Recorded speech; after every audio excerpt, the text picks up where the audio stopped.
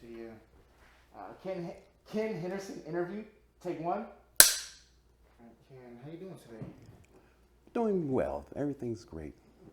Having a good to experience this interview, and I'm looking forward to positive results. So, what is your name and what do you do? My name is Kenneth Henderson, president of Zion Technologies, and we're working with positive psychology. So, positive psychology is my business here in Medford, and I've teamed up with my daughter, Maya Nicole, and she's in Los Angeles, where she has the House of Wellness. So, where are you from? Originally, I'm from New Orleans, Louisiana, and moved to Los Angeles when I was a young child. My mother and 6 children, and lived in the Los Angeles area, various parts of Los Angeles, Compton, Hollywood, Inglewood, all over. So I know the Los Angeles area. So I was raised there most of my life in Los Angeles. Growing up in those areas, were you exposed to a lot of black ownership or black service providers? Not actually, because I grew up in Watts, before the riots. Actually, I was there during the Watts riots, and the demographic there was basically Jewish-owned businesses and small black businesses. There were a few, and yeah, I did experience that, but the most of it was actually Jewish-owned. But some of the small business owners that I remember them, they were entrepreneurs. We had Mr. Brown. He had a restaurant, a Mexican restaurant. We had, I don't know all the names, but they had local stores, and they were black owned. There were several when I start to remember it. There were at least I lived in the Nicholson Garden Projects, and right across the street, all the businesses right across the street were black owned. When I think about it, yes, right across the street, they were all black owned. They had a hot dog stand or a mini store, mini markets, and those type of things. And so, yeah, I did see that. Growing up around that, do you feel they had any kind of positive influences on you into entering into entrepreneurship? Yes, I saw it was almost like natural to me because they were there and I didn't think of it as being anything as that. Then there were, the merchants around. So I think it was positive that I seen that. Who were you raised with? My mother, she raised us all, Miss Gladys, God rest her soul.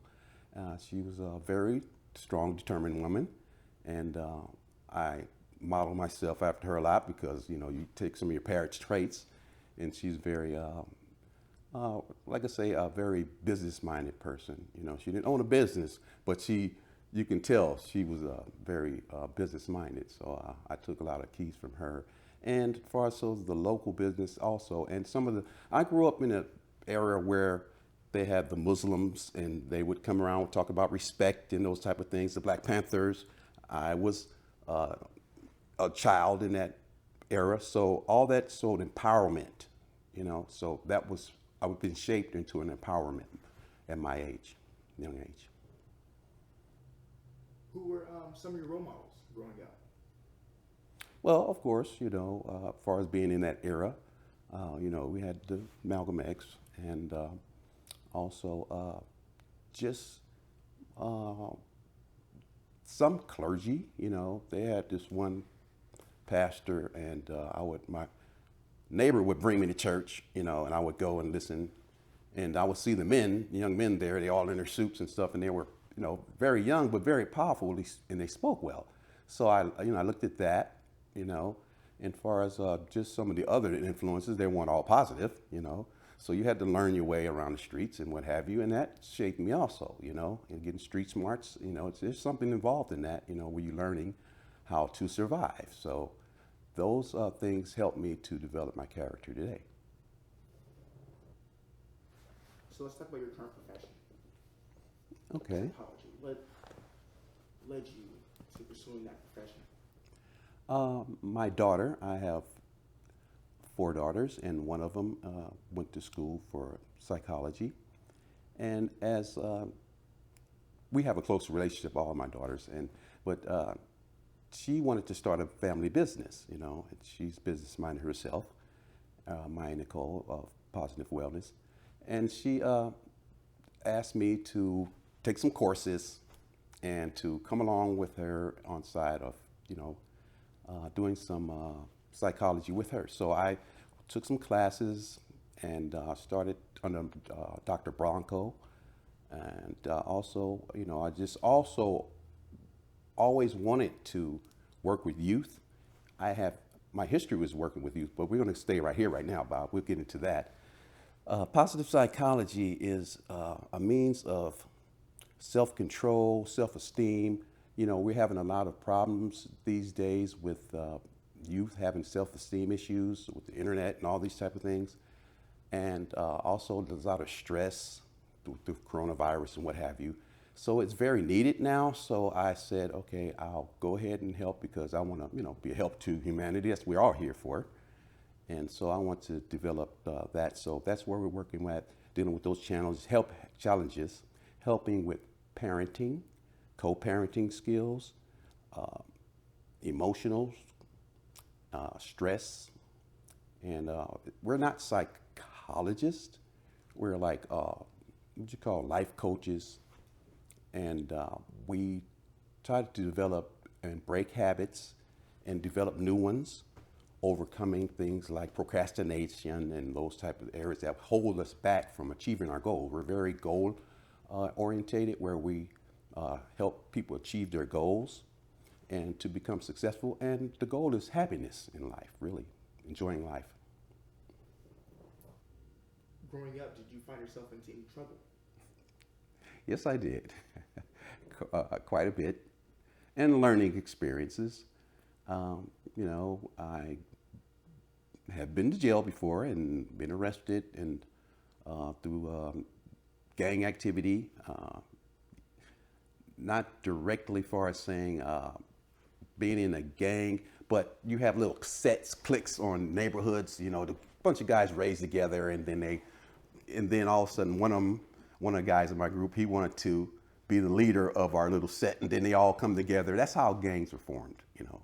And then it's a form of protection, you know, because I had been working since I was 14, and I had a little experience where I went to another neighborhood and got jumped, so I got into protection, that type of thing. But outside of that, I continued to wanted to develop, you know, a sense of worth, you know, and back then, all you seen was money, this and that, cars, and all that type of thing. Not knowing, not having mentorship to where I would know about. But business is business. So I learned the business of how to count money and whatnot and all these type of things, how to trust people, dealing with individuals. So all that stuff still applies today, but I do it in a positive manner. But yeah, I have been in some trouble. And knowing that that's not determine who you are. It will not determine who you are if you don't allow it to. You stuck in an environment. It was not an environmental upbringing I had. I had to deal with, you know, the mental aspect and my spiritual aspect first. That was what I was concerned about. And my mother always led me in the right direction with that for us spiritually and having care for others. And my brother and sister had to take care of them. So all that was involved in staying out of trouble. Where did your interest in working with the youth come from? Yes, as I was carried out of the street life through the gospel. I would go to church. I just had got fed up with it. I had been to jail, and I'm saying, I need to change my life. This needs to change. And by faith, I said, okay, I'm going to change. So I started attending a church, and while working at the church, I was an usher. I became part of the youth group. There was a youth group there.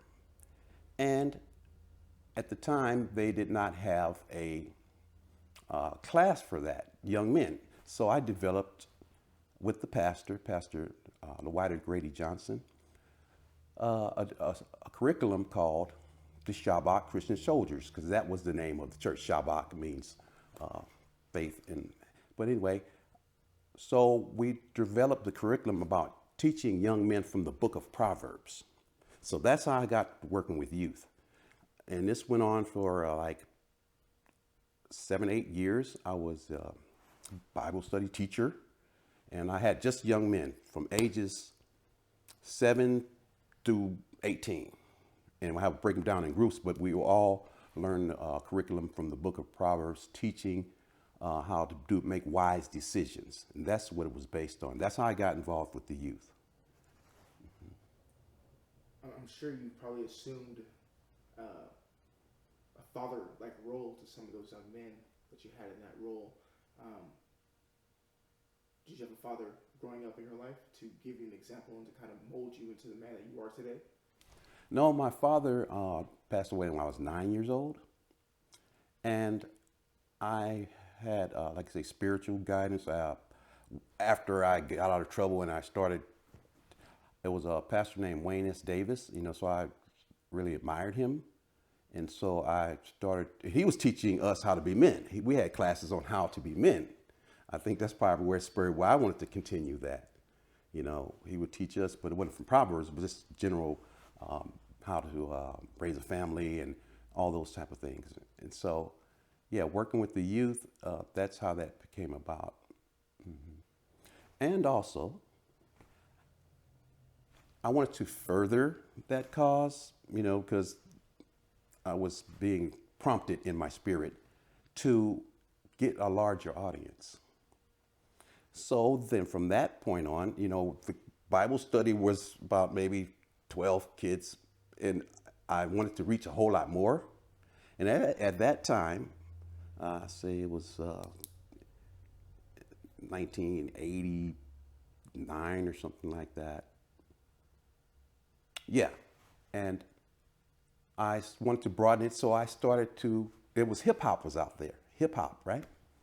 So I said, okay, I can reach more of them if I learn to rap, right? So I did, right?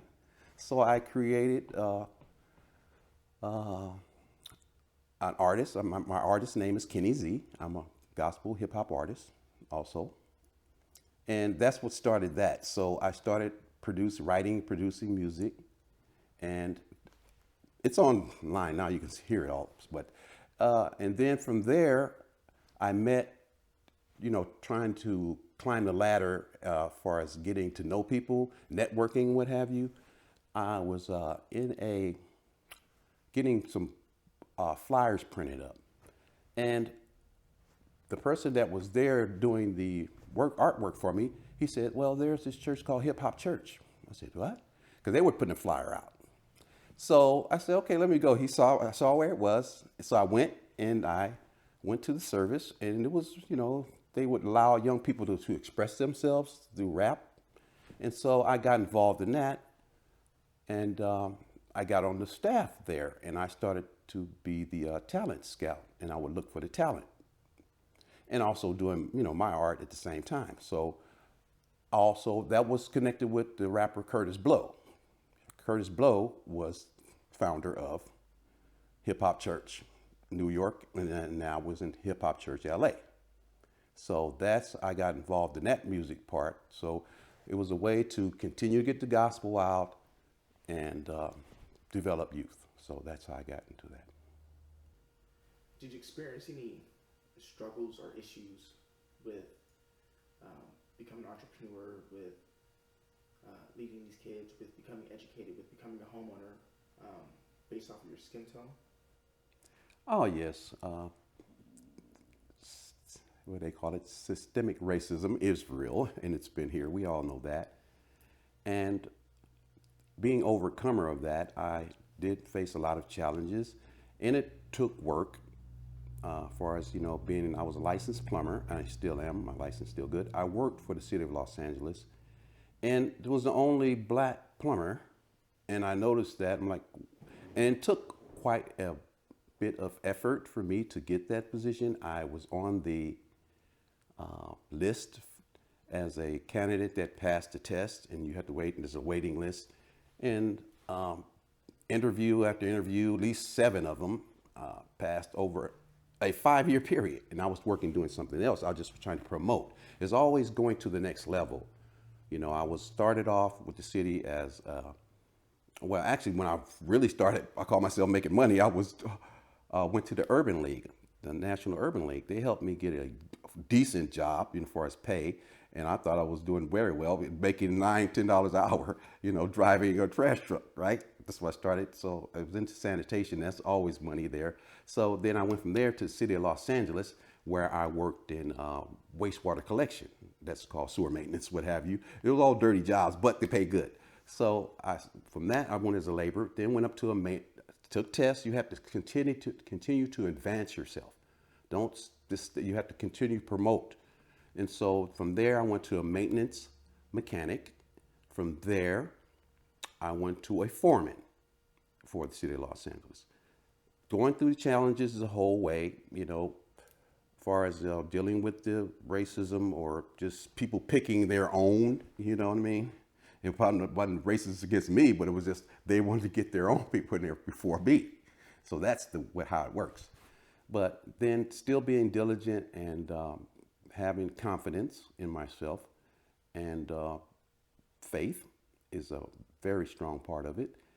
Continue to overcome that, and I've seen it in various forms of racism, but it can be overcome because you have to have a mind that it belongs to you also.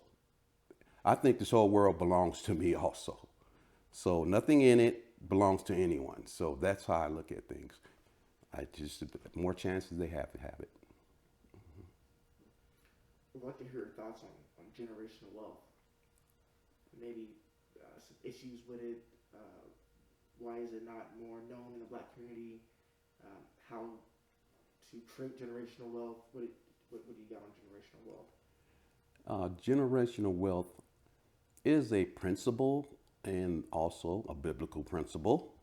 You pass down to the next generation, And this also starts with passing down your heritage, but not only that, leaving something for the next generation, or a foundation at least, leaving for the next generation.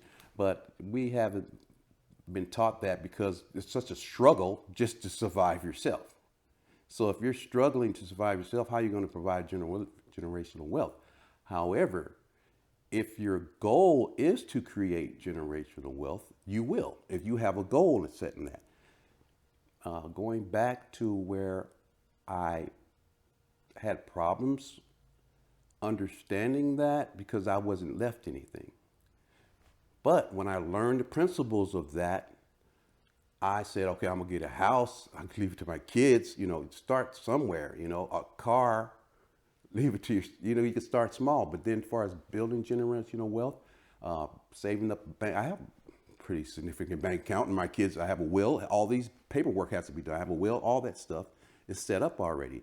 But my mindset had to be there where, yes, I'm going to pass down something. So we all should be passing down something. And if you don't have nothing, pass down, and you be the one to start that in your generation. So that's how I look at that. What are some steps that a young person, maybe somebody in high school, can start taking now to put them on a road to gain some generational wealth? Oh, okay. And we have to consider the factors that are involved in obtaining money, loans, and what have you. Because a lot of this wealth is done through financing, and then you get a business, you have to finance a business, what have you. So you have to start with the basics, and that's having a good word, a good name, your name, that you are what you call reliable, building reliability, trustworthy. Your word means your bond. I was raised like that, right? So if you staying out of debt, what is the principle of the Bible said you should lend and not borrow. I mean, you may have to borrow for certain things, but you should have a mindset that you're going to be the lender. You're going to have the substance. But to continue on with that, credit is very important. That's where your word comes from. Pay your bills. Don't get in over your head. you're building a foundation for you to go and obtain money. So even the smallest things these days, having a cell phone, but that didn't attach to what we were doing back when I was coming. A cell phone bill could be a part of your credit history. This world is different. So I would advise anyone to make sure that you try to stay out of debt, or just stay out of debt. I'm going to say try it. Just do it. Okay? And then make sure that you pay all your bills on time. And this is where you want to get into the lending process. And after that, having some wealth, savings. Okay? They're going to look at your finances also. If you're a consistent person, you're saving, you can save $2 a day if you're making 10, you know. So start saving, always saving, having, like say, money talks, BS walks. So you have some money when you go to a place, like say you're 21 years old and you have $20,000. When you go to talk to someone, they're going to say, okay, if he's been trustworthy with his own money, he can be trustworthy with my money, okay? So that's how it's looked at when you talk about formally talking with someone about obtaining finances. But I would say keep your credit, don't buy frivolous things, and saving is big important. How are you going to pass something down, generational wealth, if you don't save to something pass? So always have a plan where you pay yourself 30%, the Lord 10% I tithe, and then you have your household needs and all that. But you always pay yourself also, and that's in the savings. And then you may have something to spend on yourself, or for as I'll call it frivolous, but things you may want to take care of things you need. And always share. Be a giver. Be a sharing person. You know, and that's what got me through where I am. What is something you would like to tell the teenage version of yourself if you had the chance? I would say choose my friends wisely, more wisely, and be a little more, I would say, choosy about the people I associate with. And nowadays, you know, I'm a very private person. And as far as putting all your stuff out on this internet and all that type of thing, that can backfire on you. So I would not suggest that. Trying to be an internet person and all that, that's not reality. The reality is when you walk in integrity, that will take you where you need to go. So I would leave that alone. As far as a young person, I would say just focus on yourself, gaining yourself, and also looking at others to help other people. And family is important also. Family is very important, and that we try to keep those connections with the older generation. They could teach you some things, or even give you some advice because they've lived through it. So I would say seek wise counsel. You know, that's one of the things I did. You know, I would listen to the elderly generation, and I learned a lot from that. So let's not let that pass, all this information we have for us getting generational wealth, pass you by not getting the intellectual wealth from an older person. For a person who doesn't have access to that and is seemingly lost, where or what is a good starting point for them to get to a spot to gain some of that knowledge, or to find out even where to start? Well, I don't think it can speak for me, but basically it was my spiritual walk. You know, I studied under some great men, and I accepted one of them as my spiritual father. You know, I looked at it like that.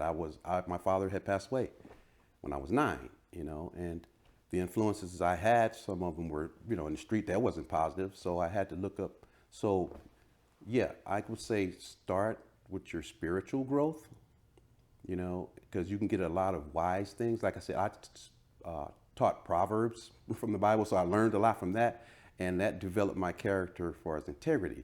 And then you can just don't close yourself off. Just don't shut saying that you can't do this or living in your past or what you don't have. Aspire to what you want. To be the person that you want for us change. Vision that person. I wanted to be open for us to develop to be a rapper, but I was a shy person. But I saw myself doing that, so I proceeded that. So you don't have to be stuck in a place. Inspire yourself. Inspire yourself to become what you want to be. What keeps you going? What keeps me going is the satisfaction that I'm helping others and that we are all here for a purpose. And I found my purpose was to be an encourager or to bring light. And so walking in that, I've been provided with all that I need in life. You know, I'm not super rich, but I'm comfortable, you know, because I've used the principles of wisdom. Wisdom is the principal thing that young people need to seek. Anyone. Wisdom is the main thing. Knowledge, it could be school knowledge, but when they say wisdom, being intelligent and having wisdom are two different things. Okay, so you wanted to seek wisdom, and that's what I did, and I believe that would help anyone. Why is the youth so important to our future? Just had songs about it. I believe children are our future, and that's true. It's a fact, because we have to continue to stand on each other's shoulders as we progress. So the youth they're moldable, just like a little tree. If you just let it lean over without putting something there to hold it up, it's going to lean over. So I think that as far as the youth, we need to support them mentally and to get to a place where they can become independent. That's our job to do that. But the youth are, I am proud of the youth today. You know, some of the things they're doing, some things are not well thought out, but most of it, I'm very proud of the youth that we have today. And I would commend them to continue on a path of, let's say, positive thoughts about themselves. You can achieve. It's not to say you can achieve everything. They say, oh, you can do anything you want. I can't lift 1,000 pounds. So let's be realistic. In a realistic view of, you know, you have to set goals and priorities. And I think that our youth are doing a great job. And I would suggest that they continue to gain knowledge. Stay in school. Talk to me about what your business has to offer. Positive psychology is a means of experiencing peace through mindfulness. You know, it's a lot of stress in the world, and people are having anxieties at high levels. So positive psychology has you be mindful of where you are, the consciousness for where you are.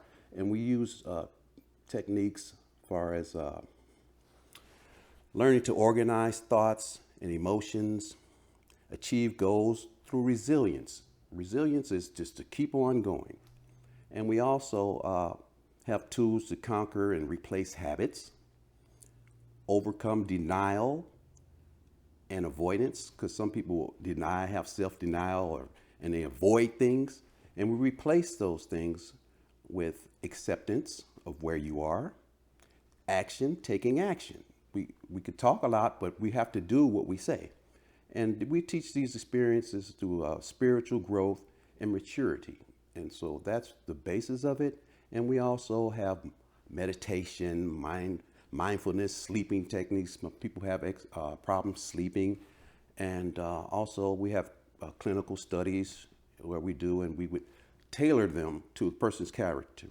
So we have a character test you would take, and then we assess that, and then we break it down to your needs to achieve your goals. So that's what basically positive psychology does. And it's not trying to take you from a place of depression to non-depression. It's to take you from a place of, here I am, I want to go here. I want to increase my happiness.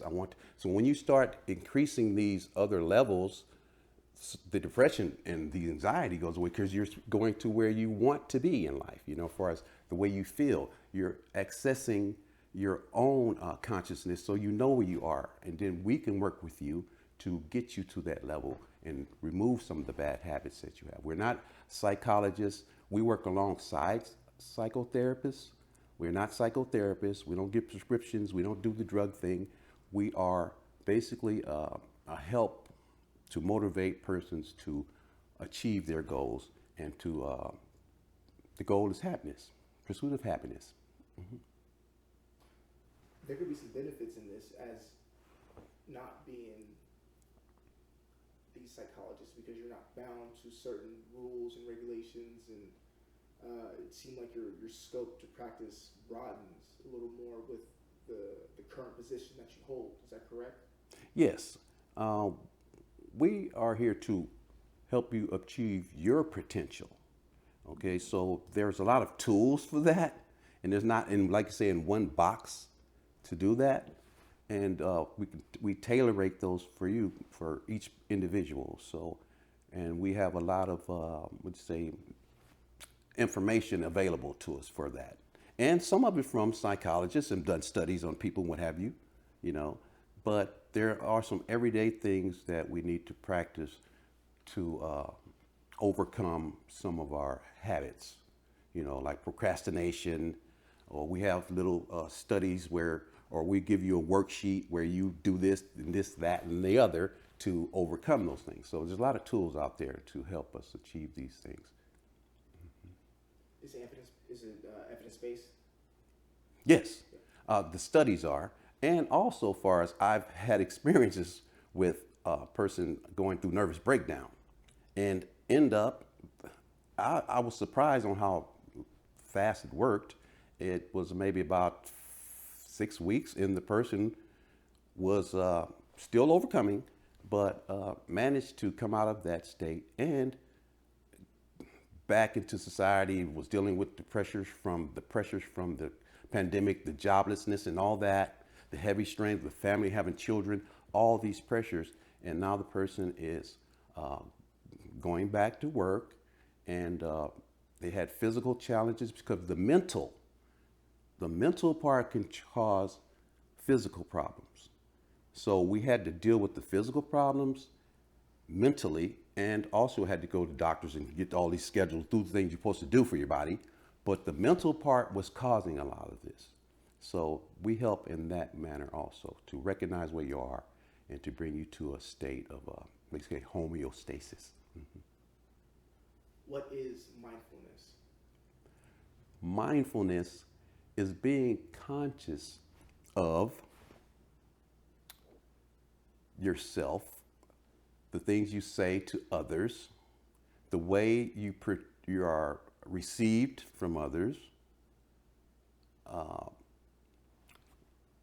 You're mindful of the things you say.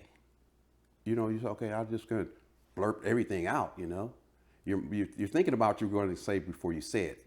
That's one little tip to it. Or how you react to someone. Are you an encourager? Or do you discourage people with what you say? Some people do things that they're not even mindful of what they're doing.